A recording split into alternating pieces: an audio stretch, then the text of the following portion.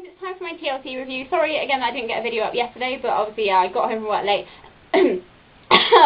Oh, what a great way to start the video, like choking. But you know, like I said, obviously I was having problems with my Skybox, which was a story in itself, because basically on Sunday afternoon, right, I had to phone up Sky. It's probably going to bore you to death, but you know, I'm going to tell you anyway.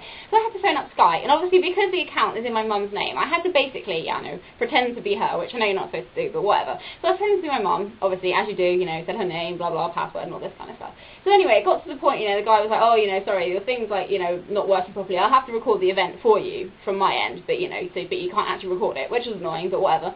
So anyway, he was like, oh, so what's the event? And I was like, oh, WWE TLC. And obviously I'd had to already kind of say to him, because I was trying to do my mum, that it was like in my daughter's room, you know, and all this kind of stuff. He was like, oh, so you like, you know, you don't mind your daughter watching this wrestling? And then I was like, no. And then he was like, oh, and do you like it, Mrs. Keith? And I was like, no. And he was like, oh, is your daughter a wrestler? I mean, I don't want to, you know, if I ever met her, she might want to fight me. And I was like, what? And obviously my mum could understand what the guy was saying, going by my reactions, and was laughing in the kitchen. It was so embarrassing. Like, I was talking to this guy who thought I was some kind of, like, wrestler that was going to, like, you know, beat him up, and it was terrible. But anyway, so yeah, so then I got home from work, you know, later, yesterday, like I said, and then because of said not being able to actually record the programme, I told my mum, like, at 6 o'clock to pause it, because that's when the replay started, but we didn't realise that there's only a certain amount of time that you can pause the programme for before it goes back to live TV, so I watched, like, 40 minutes of the show, and then it stopped and was like, you have to watch it through live TV now, so by that time, it was like, you know, in the main event, actually properly live. So I was like, oh, so I had to wait for an hour for the show to like start again and get back to the point where, you know, I watched it up until. So that's literally why I couldn't do a review last night, because I didn't finish watching it until like midnight, and it was a disgrace. But TLC was actually really, really good. Like, seriously, I loved it. What am I looking at? I have no idea. But yeah, it was a really good show. Like, you know, because you guys know that I was kind of a bit like, ooh, this pay-per-view is going to be a bit scary. Like, some of the matches were going to be horrendous. But on the whole, I actually really enjoyed TLC, and it actually was a much better end to the pay-per-view year than I could have possibly predicted, you know, before the show actually started. So I know many of you will have already seen, like, loads of, like, you know, TLC reviews. You probably all know what happens on Raw now, but obviously I don't. This is, you know, me talking about TLC and going to watch Raw after I've done this, so strictly talking about TLC here. So anyway, we start with Dolph Ziggler versus Zack Ryder, which obviously was probably one of the matches that people really wanted to see the most, just because everybody, well, most people should want to see Zack Ryder actually win this, you know, because they've been building up to it for so long, and, you know, I was thinking, come on, you know, Zack has to win this, because I like Zack Ryder, and I really like Dolph Ziggler, so either way, I didn't mind who won, but I think it's going to be better for both guys, you know, if Zack actually won. And he did, so that was awesome. So it was actually a pretty decent match, to be honest, you know, they both wrestled really well, and I started saying angle, because obviously Ziggler actually used the angle slam in his, like, you know, wrestling, I can't think what the word is, you know, for, like, set of moves. I'm not sure, I can't remember what you call it, but whatever, my mind has just gone blank today. So, I don't know what's wrong with my throat, it keeps going funny. Zack hits the broski boot, goes for the pin, but Vicky puts Zack's foot on the ropes, obviously the ref sends Vicky or banter from ringside, which is obviously always quite funny. Dolph hits like the famous, he goes for the zigzag, and that gets countered, but he hits a drop kick. And then Zack does a Hurricane Run off the top rope, which, you know, he doesn't really do that often. And then he does actually hit the Rough Rider for the win. So obviously everyone just went completely crazy, and obviously because they had like Zack's dad and the Big O from his YouTube channel in there just like celebrating, going like absolutely crazy. So that was just like really cool to see, and like a really good opening to the show, obviously. Yeah, so it's awesome. Hopefully they'll let Zack actually keep the title for a decent amount of time now, not just like a really stupid run, because that would be so annoying. But anyway, then we have the tag team match, so Air Boom are finally back on. You know, I haven't seen Evan Bourne wrestling for like absolutely ages, so that was weird. A lot of matches on the show weren't like, you know, pre-planned, like, so we didn't know it was going to happen until it actually happened, basically. So it was, yeah, Air Boom versus Primo and I can't talk. It was Air Boom versus Primo and Epico with Rosa Mendes for the tag team titles, which obviously I think they must have been like, you know, because they were like, oh yes, these guys have like a lot of history, and then they were like, oh, because one of them like had a victory over the other guy, you know, and I'm like, wow, that makes like an amazing, like, you know, title chase. But whatever, comedians besides the point. It was a fairly decent match, to be honest. I do like, you know, their kind of style. I like the way that, you know, when they tag, like Primo and Epico, when they tag each other, like they both like jump over the ropes at the same time, if you know what I mean. I thought that was quite cool. But anyway, so Evan hits oh, I wrote an assisted Hurricane Rana, and I can't remember why it was assisted, but you know, an assisted Hurricane Rana. And then Kofi hits the boom drop on Primo, and then he also hits the crossbody, and Evan takes out one of them on the outside. So I can't remember who was in the ring when the match finished, but basically he dived off the top rope onto the outside and took out one of them, and then Kofi hit the Trouble in Paradise for the win. So Air Boom are still tag team champions, obviously, because a lot of, I think, you know, I was thinking, oh, are they going to make, you know, them drop the title because of, you know, Evans, like, suspension, but to be fair, they would have made him drop, like, or they made them drop the titles before he actually got suspended if they were going to do that. So hopefully they still keep Air Boom as champions for a little while. They've been champions for quite a long time now. Can't think when they actually won the title, but it's been a fair while. This year they seem to have had champions, apart from, you know, like the WWE Championship, which has just changed like 1,000 times. They've actually had decent, you know, title runs, which is a lot better because it just makes the titles seem like they actually mean more, if you know what I mean. But anyway, so then we had the tables match, which I was thinking, oh, this is quite early on for this match. And it was a lot shorter than I expected it to be. So obviously Randy Orton faced Wade Barrett. Tables match. Wade was in control for a lot of the match at the start. I like the fact that, you know, they were really, I'm not trying to avoid the table because that sounds stupid, but because they had like so many tables around the place, and they were, you know, they were just trying to really kind of catch each other out and knock them through. So it was a lot of, you know, them trying to, like, you know, really grab onto the ropes to stop themselves falling, and all lots of kind of like reversing kind of stuff, which was good. Barrett tries to boot, like I say, boot Orton, like, you know, off the apron through the table, but Orton manages to hang on. He goes to the waistland, but Orton counters it and hits, you know, his DDT through the ropes. Barrett hits a spinning sidewalk slam, and then Orton he puts Orton on the actual table, and he goes up to the top rope and goes to, like, jump off to put Orton through, but Orton counters it into like a mid-air, like, RKO through the table, which is nice, but we have seen it a lot of times now. That was the only disappointing thing, you know. I was like, oh, I know they can't really be that inventive, you know, with like RKOs and stuff and putting people through table, because they've done like however many table matches now. Sorry if I'm rambling, my throat's like really dry. So I sound like I'm just literally like bleh, blabbing. So yeah, but sometimes I think, oh, they've like really used the mid-air RKO like lots this year, so they could have done it a bit differently. And also just the fact that Orton won was very strange. I would have thought they would have given the win to Wade, you know, to kind of build him up a bit and not really kind of kill the feud right there. But I mean, they probably will still continue feuding, but it just seemed a bit odd that Orton won. I really was expecting Wade to win. And then Orton, I just liked Orton's, like, you know, little laugh he did after he put Wade through the table. I thought that was quite a nice touch. Can't really explain it, you know, because you might think, laughing, why is that good? But it worked quite well with, you know, how he like won the match. So then we have Beth Phoenix versus Kelly Kelly for the Divas Championship. Now obviously Beth and Kelly haven't actually faced each other for quite a long time, which is a good thing, because I was getting sick to death of Kelly Kelly, and, you know, just how could she win the Divalicious moment of the year? That's just stupid. Should definitely have been Beth Phoenix, but whatever. So Kelly was, you know, in her crazy like screaming start, you know, it just really annoys me when she like goes, ah! When she's like, you know, like doing her comebacks and stuff, and I just think, shut up. Do people really yell and scream when they're like fighting? No. Well, not in that kind of sense anyway, maybe yelling because they're in pain, but not actually just screaming in each other's faces. But whatever. So she yeah, Beth in control. I think Kelly like dives off the top rope and yeah, catches her and then hits her with a slam. Beth goes for a diving leg drop but misses. She goes for the slam, but it gets countered into a roll up, and I was there sitting literally on the edge of my seat. No, don't you dare! But then obviously Beth kicked out, so I was like, whew. Thank goodness for that, you know, my heart like literally stopped beating for like, you know, a second there. And then Beth actually does get the win with, I think they described it as like a reverse electric chair kind of move. I can't really explain it, but basically it was like, yeah, Kelly was facing opposite way from Beth, and she was on Beth's shoulders, and Beth just kind of slammed it down. I think that was how it happened.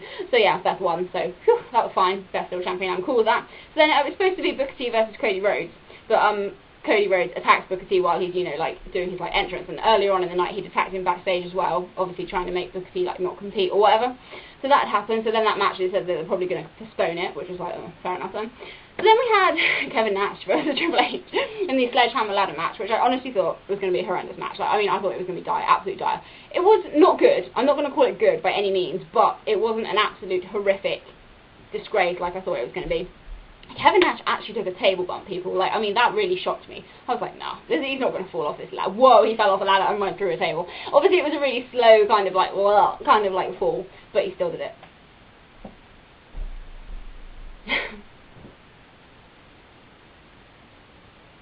And someone's outside my room. What? You interrupted the flow of my video, Dave. I get nervous when people are outside. Yeah, I know, you might be listening to me. Bye. Bye. Anyway, so I can carry on now. So basically, it was fairly even to start the match. Oh man, I'm losing my voice here. Triple H uses a ladder to assist in a figure four leg lock, which is quite nice. But Nash hits a sidewalk slam onto the ladder, which looks pretty brutal. Nash hits a choke slam. I was like, what? When did Kevin Nash ever use a choke slam? But apparently he did. But yeah, so then, you know, that's when they're both climbing up to the top to try and get the sledgehammer, but while it's still hanging there, Triple H hits Nash with the sledgehammer, which makes him fall off the ladder and go through the table. So that was a fairly decent spot. Triple H obviously then gets the sledgehammer and he starts using it. He uses the sledgehammer, he hits, like, the pedigree. Apparently he, like, botched, like, you know, Kevin Nash fell or something, or they completely botched the pedigree. I have no idea, but I can't remember because I wasn't really paying attention at the time. Apparently it botched. But anyway, so then he did actually hit the pedigree, and then, you know, Triple H was going to let him kind of like get up, and then Kevin Nash was trying to, you know, act like they were friends again and did like the click sign, but Triple H just was like, nah, fuck it, and then like just whacked him in the head with a sledgehammer and got the win. So overall it was a lot better than I thought it was going to be. It wasn't like, you know, completely atrocious, so that was fine too. So, you know, this pay-per-view was going well so far. They didn't really have a bad match. Obviously the Divas matches are never great, but best one, so that makes it 10 times better. So then we had another, like, you know, impromptu kind of match between Jack Swagger and Sheamus. Swagger throws Sheamus into the barricade and hits the Swagger bomb. Sheamus there, it wasn't like an amazingly long match, but Sheamus went for the bro kick, but it got countered, so Swagger then manages to lock on the ankle lock, but obviously Sheamus, you know, doesn't tap out. He manages to reverse it and hits the bro kick for the win. So basically Sheamus just wins like all the time now, you know. Whoever he faces, he always seems to win. So then we go on to the last 3 matches. So obviously it was the chairs match for the World Heavyweight title, which between Big Show and Mark Henry, which again I thought was going to be a bit of a, you know, dire match, to be honest. Going back to remembering the chairs match between Batista and somebody in 2009. Was it Undertaker? Was it Batista and Undertaker? I think it was. It was a very bad match. But anyway. So, I haven't really written any notes in this apart from Big Show wins with a knockout punch. But basically, they were just, like, Big Show just threw chairs into the ring from the start. Like, actually just threw, like, 10, 15 chairs, whatever, in the ring. And, you know, they just were literally using the chair, like, from the start. Mark Henry was trying to, like, injure Big Show's hand to obviously stop him from, like, doing, like, you know, the WMD knockout punch. But it didn't work, because even though he was injured, Big Show actually hit the knockout punch. Because I was here, I was on my computer and like kept turning around and watching it like during that match, because I didn't think it was going to be that great. I thought it was going to go on for ages as well. So of course when suddenly, you know, it was like, oh, Big Show hits the, you know, the WMD, I was like, what? And he actually won. And again, I was like, what? Seriously? Like, that was the last thing I expected, was for Big Show to actually win, you know. And then after the match, so then Henry obviously gets up and he hits Big Show with a chair and does a DDT on the chair. And then this is when I was like, I wonder if Daniel Bryan will come out now. And then what happened? Daniel Bryan's music hit, Daniel Bryan runs out, and he actually cashes in, you know, his Money in the Bank briefcase and actually becomes the World Heavyweight Champion. So the crowd goes mad. He, like, obviously gloats in front of Cole, stands on the announce table and, you know, pretty much shoves it in his face that he's a champion. So, I wasn't expecting that. Like, that's the second time this year, you know, like with Del Rio at SummerSlam and this time with Daniel Bryan, that I've literally been like, hadn't even thought about the possibility of someone cashing in. And then obviously he actually did. So, at least in a way, it was surprising. Because, you know, you guys know I'm not a massive Daniel Bryan fan, and you know, but just the fact that, you know, I was like, what, Big Show won? And then, Daniel Bryan? So, yeah, I don't know. I just liked Mark Henry as champion. It's just, I don't know. Maybe he should have been champion a little bit longer. But I know it's, I guess, a bit of a surprise, really, you know, and obviously now they've got, like, 2 face champions, obviously, CM Punk. Well, that kind of spoils, you know, what actually happened in the main event, but whatever, you guys knew that already. So, we'll see what happens, because obviously, you know, Mark Henry's going to be having his rematch. Obviously, what's going to happen now with Big Show and Bryan, because they're pretty good friends. You know, Big Show tried to help him cash in last time, but wasn't, you know, expecting Bryan to cash in on him, and obviously he'd been waiting, like, 8 years for, like, another title shot or whatever, 9 years, whatever it is now. So, yeah, but we'll see what happens with that anyway. So that was obviously a bit of a shocker. People didn't really see that coming, I don't think. Okay, I've still got 7 minutes to talk. I should be able to fit this in. So then, they actually did have the Cody Rhodes versus... what was that? They did actually have the Cody Rhodes versus Booker T match for the Intercontinental Championship. It wasn't an amazing match by any standards, and again, this one I didn't really pay that much attention to. Booker goes for the scissors kick, but he misses, and Cody hits a beautiful disaster kick, but that only gets a 2 count. But then he waits for Booker T to kind of, you know, come around, and he hits the kick again, and actually gets the pinfall. So Cody is still the Intercontinental Champion, which is, yeah, fair enough. Obviously, I wasn't really that interested in that match, to be honest, and just because they kept, like, you know, postponing it so much, it was a bit, like, annoying. Oh, what is wrong with me? I'm like, halfway, like, between trying to sneeze and yawn, and it's making my eyes go really funny. Anyway, so then the main event was obviously Alberto Del Rio versus The Miz versus CM Punk in the Triple Threat TLC match. Now, I was wondering how this match was going to go down, because, you know, Alberto and that in, like, you know, Miz and that in TLC matches, like, it's not like a kind of match type that they're really comfortable in. Obviously, I know each of them have been in kind of, like, ladder matches and stuff, and Money in the Bank, but I wasn't really sure how well they were going to work together. But this match actually was pretty decent, to be honest. yeah, so Punk takes Miz out fairly early, hits him with a chair, like, a lot of times, and, like, hits, like, the high knee, so knocks Miz over the barricade. Punk was climbing the ladder to try and obviously get the title, but then Ricardo comes in and handcuffs Punk to the ladder, so obviously Punk's kind of like, you know, he can't climb the ladder because he's, like, handcuffed to, like, the middle bit. Del Rio tries to climb the ladder, but Punk manages to actually, you know, break free from the handcuffs and pretty much destroys the ladder and pushes Del Rio off. Yeah, Miz and Punk are fighting, like, you know, on, like, the ring post in the corner. Del Rio does his, like, you know, really nice kick, and, like, Punk literally falls, like, in slow motion, like, through the table. So that was, like, a nice spot. Yeah, like, Ricardo tries to climb the ladder for some reason, I have no idea why, but then Punk and Miz, like, push the ladder back, so Ricardo actually takes a pretty sick bump, you know, he falls literally off the ladder right, you know, onto, like, the floor. Good job he didn't go any further back, because there were 2 tables there, but he literally only went just through the furthest one away. So if he'd have fallen back any further, he'd have, like, completely missed, and that would have been painful. Yeah, so Punk and Miz are then fighting.